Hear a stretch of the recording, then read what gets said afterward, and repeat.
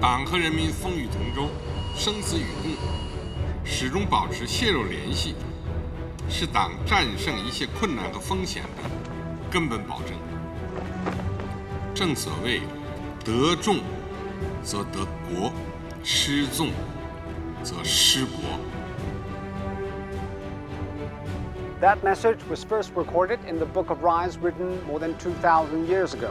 People-centric thinking has a long history in China, and it is one of the most important political ideals in Chinese culture.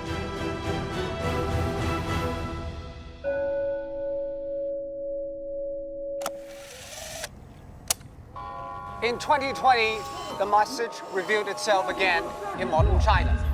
The COVID-19 pandemic has brought people's lives upside down. But Wuhan, a city once hit the hardest by the virus, has gotten back on its feet.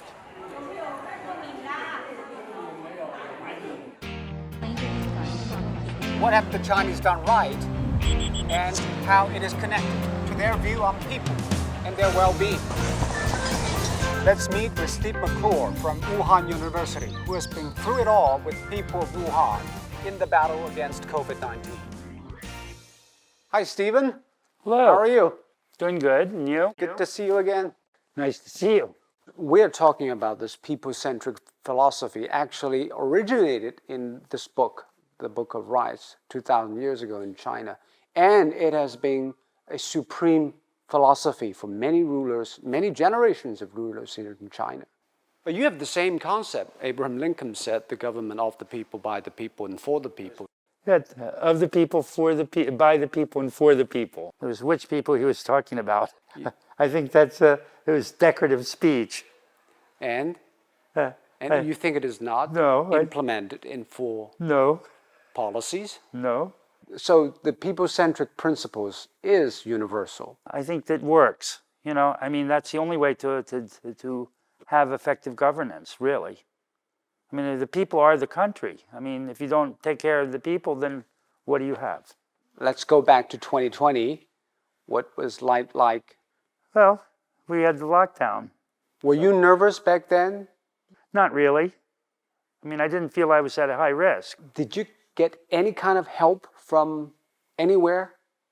Well, I mean, everyone that was in my complex was being supported by the community volunteers and the neighborhood committee. You know, people came knocking on my door, checking my temperature, checking to see if I was okay. When I ran short on food, it was either the people from my workplace or the community volunteers that made sure I could get the food that I needed to continue to be comfortable. How do you look at the different responses from people in Wuhan and elsewhere? I thought it was excellent here because there was efforts made from the top, from the national level, that were supporting people in Wuhan, and then there were the efforts from the bottom, from the communities, to respond to it and coordinate. So I just thought that I just don't think there's any way to deal with the pandemic without having this massive amount of civic engagement to make sure that everyone was okay.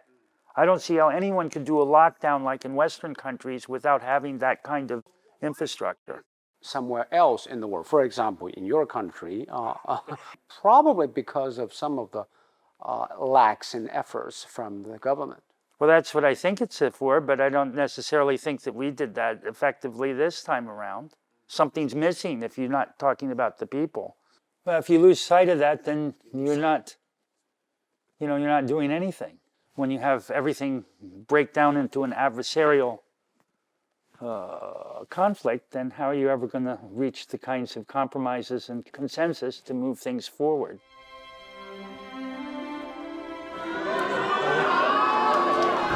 你们好，这个都是送到家里去。对。 This is a mid-sized community in Wuhan. What is it like 1 year after COVID?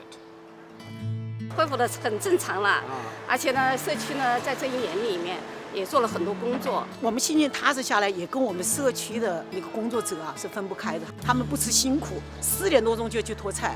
专门有专班志愿者，我们管委会还有人下来，24小时服务社区啊。每天有工作人员定点的询问、打电话，有时上门，每天是2次。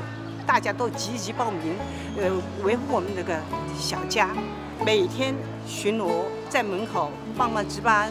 小家好了，国家才能好，是不是？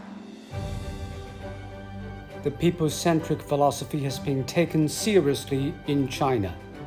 To put people first will be a test and reminder for the party and the government. 全党同志要把人民放在心中最高位置，坚持全心全意为人民服务的根本宗旨，实现好、维护好、发展好最广大人民根本利益。